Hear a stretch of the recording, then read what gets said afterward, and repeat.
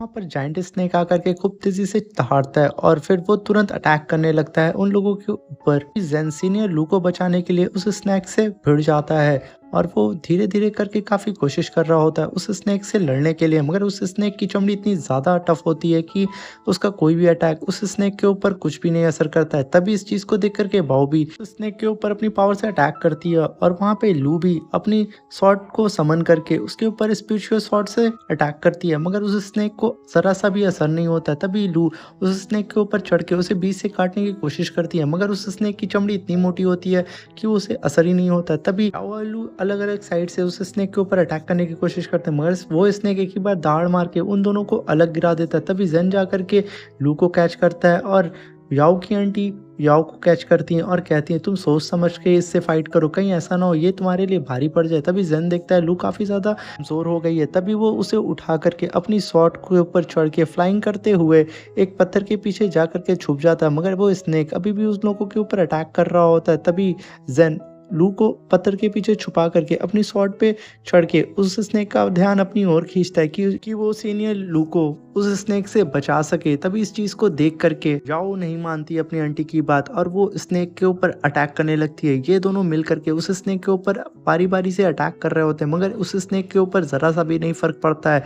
उस स्नेक की चमड़ी इतनी ज्यादा मोटी होती है कि इन लोगों का अटैक जैसे लगता है कि कोई बस हल्की सी सुई कोच रहा है। इन लोग की फाइट की वजह से वहां पे बहुत बड़ा ब्लास्ट होता है। उस ब्लास्ट की वजह से वहां पे एक केव ओपन हो जाती है और उस केव से लाल कलर की रोशनी आ रही होती है। इस चीज को देख करके जेन और याओ दोनों हैरान हो जाते हैं और उस केव की ओर भागते हैं, क्योंकि यही एक तरीका था इस स्नेक से बचने के लिए। और वो स्नेक कसम खा के आया था कि आज वो जेन को जान से मार के रहेगा। इसी वजह से याओ और जेन के ऊपर वो स्पिरिचुअल बॉल से अटैक करता है। जेन कैसे कैसे करके बड़ी मुश्किल से उस बॉल को डॉज कर लेता है, मगर वो देखता है कि याओ को वो स्पिरिचुअल बॉल लगने ही वाली रहती है। तभी वो जेन याओ को पकड़ करके तुरंत उस केव के अंदर कूद जाता है और वो जैसे ही उस केव के अंदर कूदता है धमाके की वजह से वो केव बंद हो जाती है और जेन का हाथ टूट जाता है और वो जमीन के नीचे गिर जाता है। याओ को ये नहीं पता रहता है कि जेन का एक हाथ टूट गया और वो कहती है गधे कहीं कि तुम्हारी वजह से हम इस केव में बंद हो गए हैं। तभी जेन बड़ी मुश्किल से खड़ा होता है। तभी याओ देखती है कि उसका एक हाथ टूट गया है। चीज को देख करके वो काफी बुरा फील करती है, मगर वो तब भी शांत खड़ी रहती है और कहती है कि हमें इस केव से निकलने के लिए हमें रास्ता ढूंढना होगा, वरना हम दोनों ही यहाँ पे मर जाएंगे।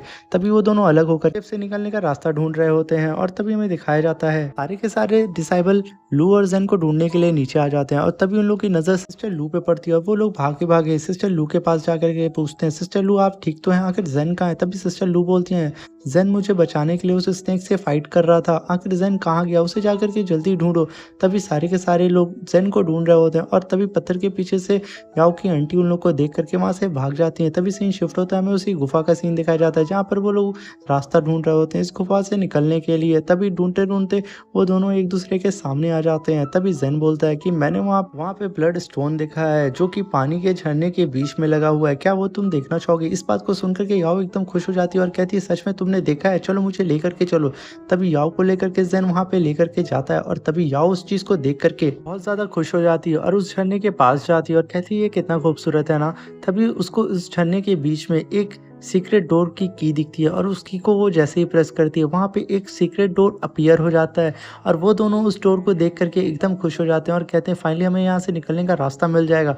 और तभी वो दोनों जा करके उस डोर को पुश करते हैं और बड़ी मुश्किल से उस डोर को खोल पाते हैं और वो देखते हैं उनके सामने एक कंकाल पड़ा रहता है। और इस चीज को देख करके याओ बोलती है कि ये कंकाल 800 साल पुराना है और ये कंकाल ब्लड हॉल के मास्टर का है। याओ जेन से कहती है ये मास्टर इतने ज्यादा ताकतवर थे 800 साल पहले कि ये अपने एक ही असुरा स्लैश में कई सौ लोगों को जान से मार सकते थे। ये कह करके वो उनकी ओर आगे बढ़ती है और उस कंकाल को छूती है। तभी हम देख पाते हैं कि जेन पिछली फाइट की वजह से बहुत ज्यादा कमजोर हो जाता है और उसे चक्कर आने लगता है की वजह से जेन वहीं पे बेहोश गिर जाता है। ये देख करके याओ एकदम हैरान हो जाती है और उसे उठाने की कोशिश करती है, मगर जेन जरा सा भी रिएक्ट नहीं करता है और उसे ड्रीम आने लगते हैं जो कि उसके पास्ट लाइफ के होते हैं और वो अपनी ड्रीम में कह रहा होता है कि प्लीज मेरे विलेज को छोड़ दो, मेरे विलेज को जान से मत मारो, तुमने मेरे सारे के सारे विलेज के लोगों को मार दिया, तुमने मेरे मॉम डैड को मार दिया। ये सुन करके याहू एकदम उदास हो जाती है और उसका गाल पोंछती है और अपने रुमाल से उसके गाल के और उसके आंसू को पोंछती है और उसे कहती है कि तुम परेशान ना हो, मैं तुम्हारे साथ हूँ। और अपनी गोद में उठा करके रो रही होती है क्योंकि याओ ने भी अपनी मॉम को खोया था, इसकी वजह से वो इस दर्द को महसूस कर सकती थी। तभी जेन बोलते बोलते पलट जाता है और उसकी पूरी बॉडी तपने लगती है। ये देख कर के याओ और भी ज़्यादा सैड हो जाती है और उसे अपने आप से खूब कस के गले लगा लेती है और गले लगा के बोलती है कि मैं तुमसे कहीं नहीं जा रही हूँ, मैं तुम्हारे पास हूँ, मैं तुम्हें छोड़ के कहीं नहीं जाऊँगी। और ये कह कर के उसे और कस के हग कर लेती है, मगर ज़ेन का बुखार कम होने की वजह और भी ज़्यादा तेज़ हो रहा होता है और वो कस के रो रहा होता है। यहाँ पे ये सीन शिफ्ट होता है और हमें दिखाया जाता है कि वहाँ पे सारे डिसाइपल ज़ेन को ढूँढ रहे होते हैं, मगर ज़ेन वहाँ पे उन लोगों को कहीं भी नज़र नहीं आता। वो थक-हारे वापस आकर के लू से बोलते हैं कि ज़ेन हमें कहीं भी नहीं मिला और हमारे लिए अच्छा यही होगा कि हम यहाँ से जल्दी निकल जाएँ। मगर सिस्टर लू उन लोगों की एक भी नहीं सुनती और कहती है कि मैं ज़ेन को ढूँढे बिना यहाँ से नहीं जाऊँगी।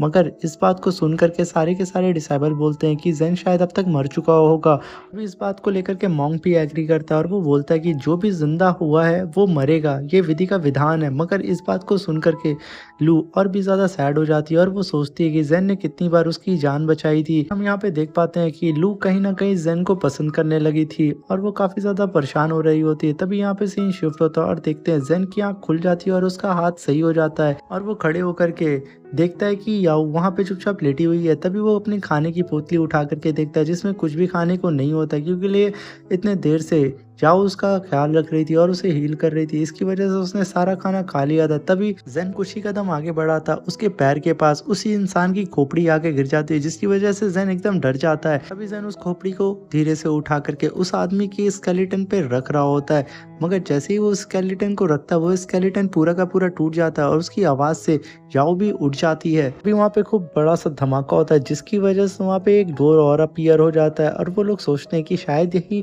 निकलने का रास्ता होगा और वो लोग दौड़ते हुए उस रास्ते की ओर भागते हैं। और भागते भागते वो लोग देखते हैं कि वहाँ पे एक पोयम लिखी रहती है जो कि आधी अधूरी होती है, जिसे देख करके याओ पढ़ने लगती है। तभी ज़ेन कहता है कि आखिर ये कौन सी भाषा है जो हमें समझ में ही नहीं आ रही है। तभी याओ बोलती है ये पुरानी एशियन लैंग्वेज है जो कि तुम्हें नहीं समझ में आएगी, इसे सिर्फ डिमंस पढ़ सकते हैं। मगर ज़ेन इस बात को इग्नोर करता है। तभी याओ अपने चारों ओर देखती है और वो देखती है कि उसके सामने एक टेम्पल है और उस टेम्पल में 2 मूर्तियाँ। उसे देख करके याओ एकदम चुपचाप खड़ी हो जाती है और कुछ रिएक्ट नहीं करती है।